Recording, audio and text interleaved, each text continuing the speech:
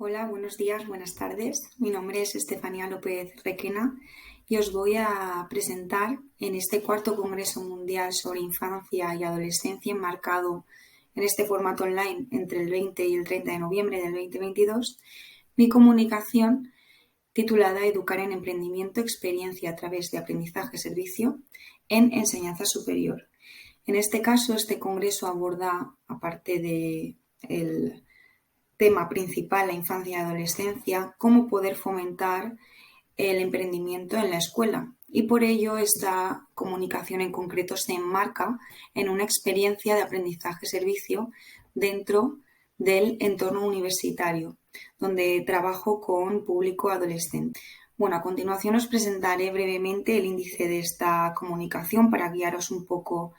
durante los próximos minutos. Iniciaré con una introducción. Posteriormente abordaré el qué es el aprendizaje-servicio como metodología de enseñanza-aprendizaje y también como oportunidad para la educación emprendedora.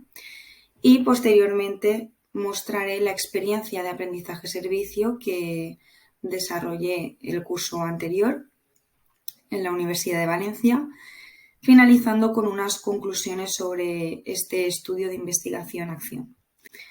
Bueno, pues para iniciar esta contextualización sobre el tema en cuestión, es importante pensar en el escenario actual, ¿no?, en el que nos encontramos, con una inestabilidad política, económica y social que nos lleva a repensar otros modelos de enseñanza y de aprendizaje y también a intentar reflexionar sobre qué es necesario educar o qué es importante fomentar dentro no solo de las escuelas, sino también de las universidades, institutos, etc. Por lo tanto, en este marco global sobre el modelo socioeconómico en el que nos encontramos, con una gran inestabilidad, también tenemos que pensar en los colectivos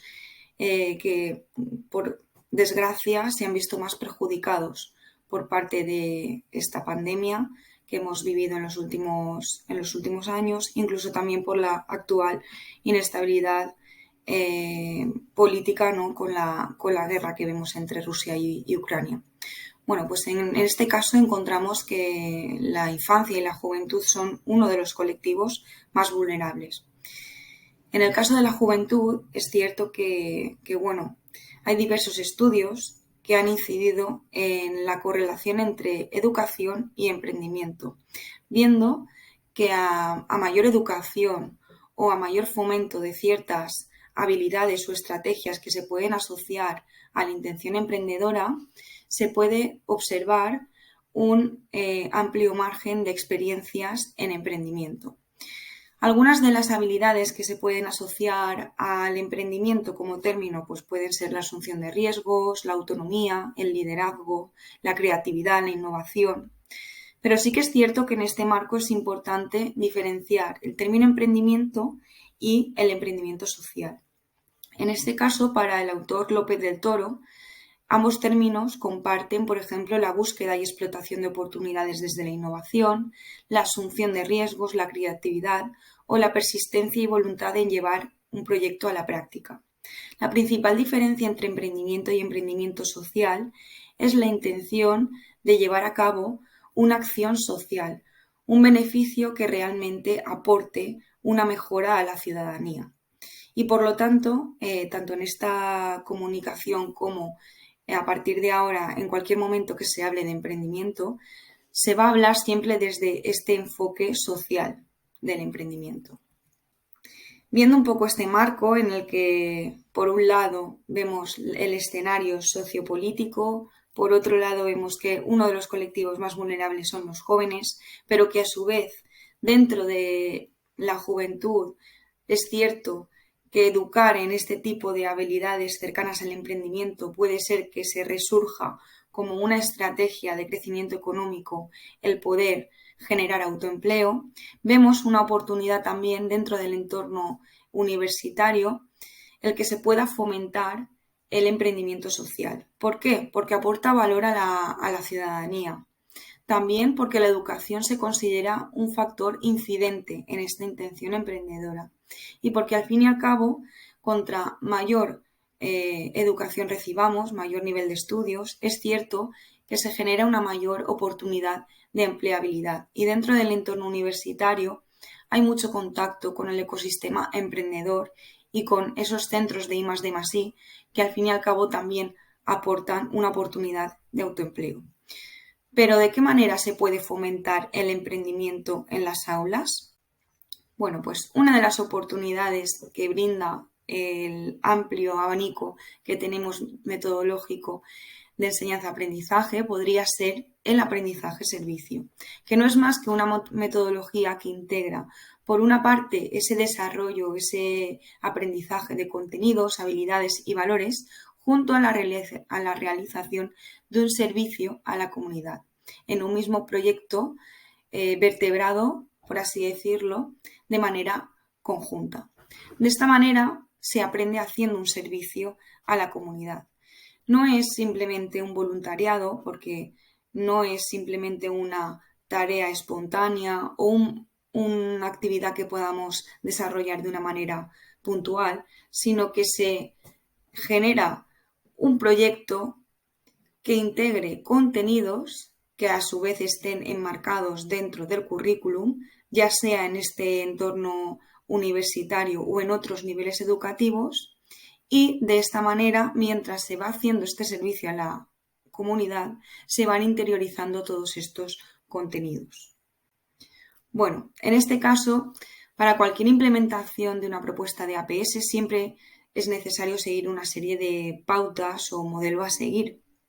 Para la experiencia que os voy a mostrar a continuación, que se enmarca dentro de la asignatura de Organización, Estrategias para la Acción Educativa en Contextos Diversos, una asignatura que está enmarcada dentro del grado en Pedagogía de primer curso, vamos a seguir los pasos propuestos por Puig. En este escenario, es importante remarcar que el objetivo de esta comunicación es mostrar una experiencia educativa en emprendimiento, en este caso contextualizada en la Universidad de Valencia, como os he dicho, a través de esta metodología de aprendizaje-servicio. ¿Y por qué? Porque el fomento de esta tipología de emprendimiento entre la juventud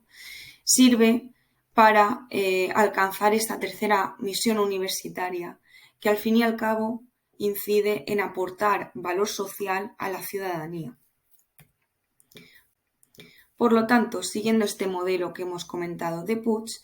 en primer lugar se propuso a la clase llevar un proyecto de aprendizaje-servicio y en este caso se generaron una serie de sesiones en base a la detección de necesidades.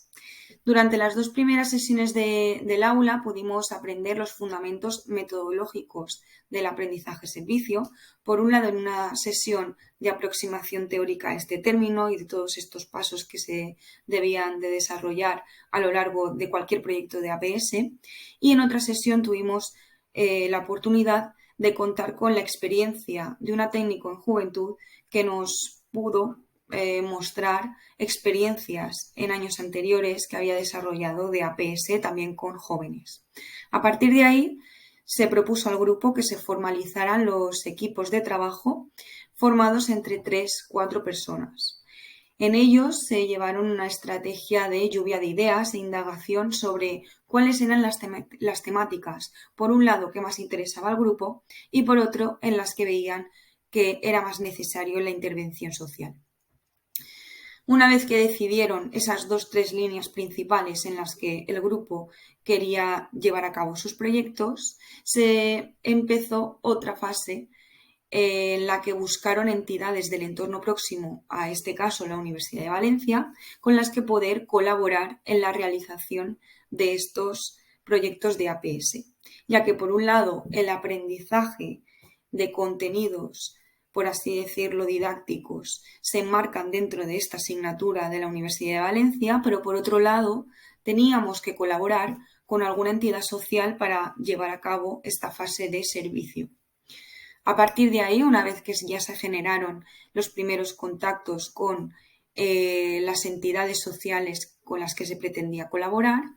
se llevó a cabo también una decisión sobre qué tipología de APS quería desarrollar cada uno de los proyectos. En este caso, tenían que decidir entre 4 tipologías diferentes. Investigación-acción, es decir, llevar a cabo una investigación en esa entidad social y a raíz de los resultados recogidos desarrollar una pequeña campaña de difusión de esos resultados. Por otro lado, unos proyectos de intervención directa, es decir, en los que se genere un servicio con los colectivos con los que esa entidad colabore. Por otro lado, proyectos de intervención indirecta, es decir, proyectos con los que, por ejemplo, en un centro educativo se pretenda formar en algo al profesorado, pero realmente la intervención real la van a llevar a cabo con el propio alumnado, por lo tanto, somos los intermediarios en esa formación, pero los principales beneficiarios va a ser el alumnado. Y por último, campañas de concienciación. Esta tipología de proyectos se enmarca en algunos temas que el alumnado ha considerado que son importantes debido al escenario sociopolítico en el que estamos inmersos y es necesario investigar un poco sobre esas temáticas y hacer una campaña de sensibilización y concienciación dirigida a un colectivo en concreto. Fundamentalmente en estas campañas orientamos esa sensibilización a través de redes sociales, como pueden ser la utilización de Instagram o TikTok, que son las 2 herramientas más utilizadas por los jóvenes. A raíz de ahí pasa la fase de acuerdos. En esta fase se delimitan cuáles van a ser los servicios que se aporta desde el alumnado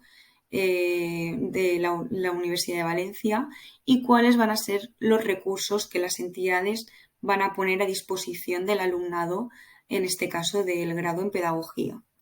Se formalizan legalmente los acuerdos de colaboración entre ambas instituciones y, si es necesario, por ejemplo, en aquellos proyectos en los que intervengan menores, se administran las autorizaciones pertinentes. A raíz de ahí se pasa a una fase de diseño, donde el alumnado planifica todas las acciones que va a llevar a cabo,